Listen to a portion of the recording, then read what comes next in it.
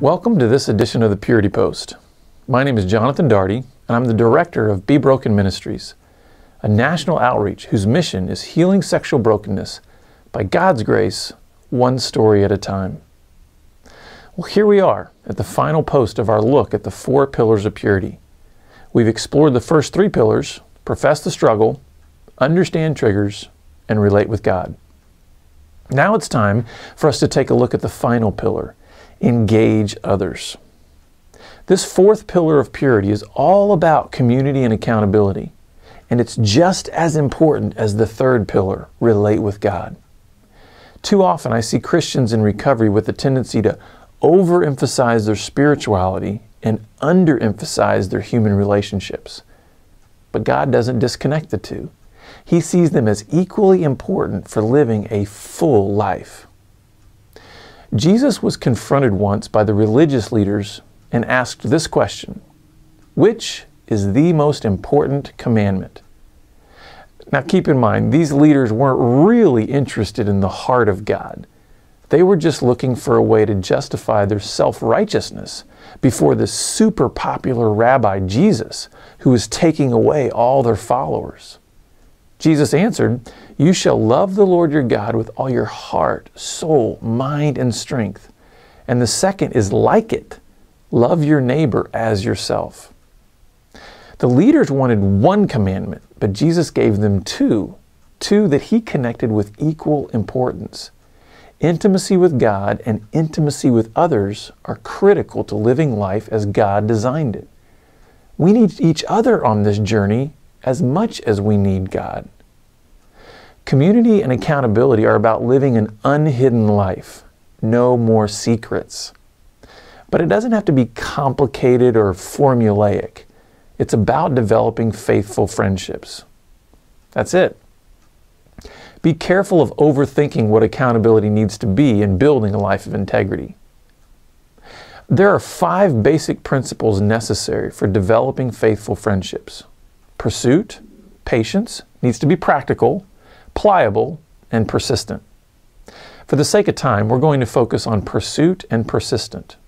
The rest of the principles can be explored in detail in the 4 Pillars of Purity book at pillarsofpurity.com. The principle of pursuit means that you are the one who is responsible for investing in accountability friendships. As much as you might like to think that a bunch of well-meaning people will come running to your door to help you with building a life of sexual integrity, it just doesn't happen that way. Most people will actually take a step back from you when they discover your secrets. That's why you must roll up your sleeves and pursue a handful of friends that will help you. Start looking for these kind of friendships in 2 places. 1, get plugged into a support group. This is a good place to start because the environment is already established for helping those with sexual brokenness. You can plug in and immediately start connecting with like-minded people. But you also need to reach out to some people you already know, friends, pastors, and others with whom you can share your full story and request that they help hold you accountable and help you grow in your purity.